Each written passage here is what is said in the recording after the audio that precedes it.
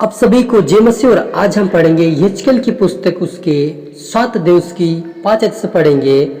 प्रभु यहोवा यूं कहता है कि विपत्ति के एक बड़ी विपत्ति है, देखो वो आती है, अंत आ गया है, सबका अंत आया है, वह तेरे विरुद्ध जागा है, देखो वह आता है। हे देश के निवासियों, तेरे लिए चक्र घूम चुका है, समय आ गया, दिन निकट है। पहाड़ों पर आनंद के शब्द का दिन नहीं, हुल्लड़ ही का होगा। आप थोड़े दिनों में अपनी जलजलाहट तुझ पर भड़काऊंगा, और मैं अपनी जलजलाहट तुझ पर भड़काऊंगा और तुझ पर पूरा प्रकोप उंडेलूंगा। तेरे चाल चलन के अनुसार तुझे मैं दंड दूंगा और तेरे सारे घिनौने काम का फल तुझे भुगताऊंगा। मेरी दृष्टि तुझ पर ना होगी और ना मैं तुझ पर कोमलता करूंगा। मैं तेरी चल चलन के अनुसार तुझे भुगताऊंगा। तेरे घिनौने पाप तुझ में बने रहेंगे, तब तू जान लोगे कि मैं यहोवा दंड देने वाला हूँ। हालेलुया। हम छोटी दुआ करें।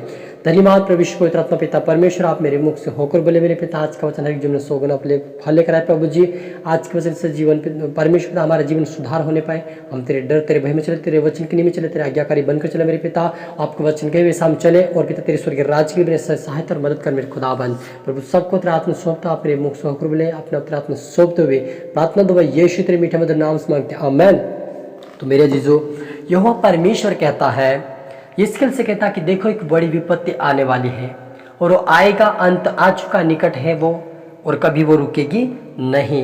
लेकिन वो कहता कि मैं उनके दंड के अनुसार उनको भुगताऊंगा, मैं उनका प्रतिफल उनको मैं दे दूंगा। कहा मेरा जीजो, यदि आज हमारे जीवन में बुराई का स्वभाव है या व्यभिचार के स्वभाव हमारे जीवन में है या हमारा पाप का जीवन हम जी रहे, फिर से प्रभु में आते हुए भी हम पाप से बुराई से हर बंधन से यदि आजाद नहीं हो पा रहे हैं, तो आप प्रभु से प्रार्थना करें मेरे जीजो।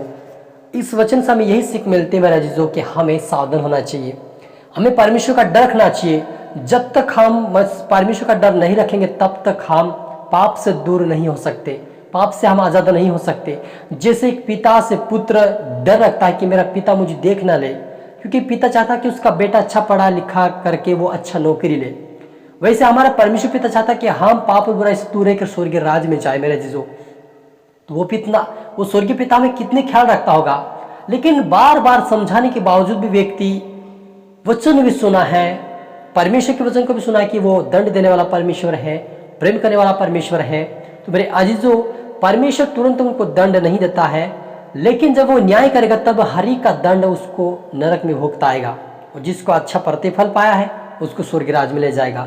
तो मेरे अजीजों, आप और मुझे आज से ही सावधान होना चाहिए कि हमें परमेश्वर के डर में कैसे चले।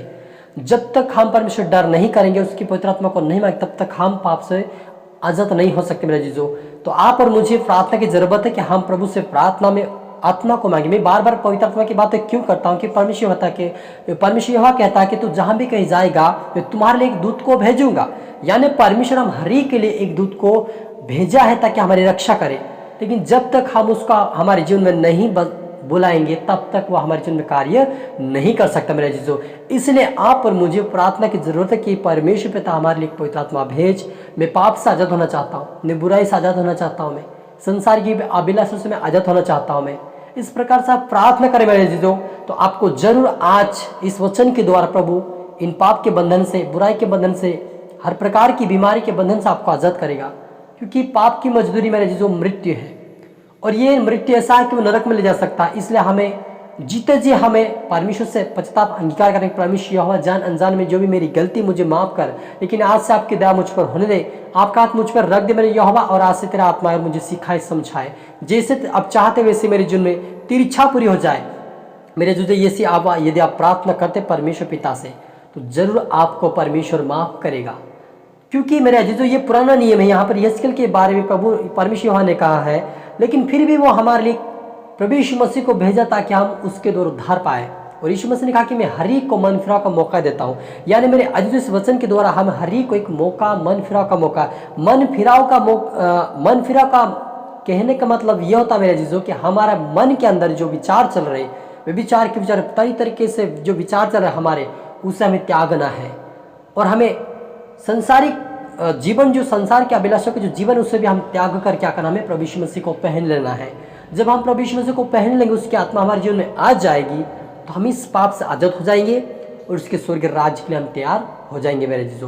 और आप और मुझे यही इस वचन से हमें सीख मिलता है कि हमें परमेश्वर के दंड से बचने के लिए अपने आप को सुधार करें, अपना बोलना, अपना चलना, अपना देखना, अपना सोच विचार, सारा चाल चलन प्रभु के हाथ में सौंप दे, क्योंकि प्रभु यीशु ने कहा कि जो कोई मसीह में है वो आप नई सृष्टि है मेरे जीजो। नई सृष्टि कब बनेगी? जब हमारे जीवन का सुधार होगा, स्वभाव का सुधार होगा, चरित्र का चाल चलन का सुधार होगा, तभी हम मसीह की नई सृष्टि कहलाएंगे और उसके बेटा बेटी कहलाएंगे मेरे जीजो। तो आए हम प्रार्थना करें।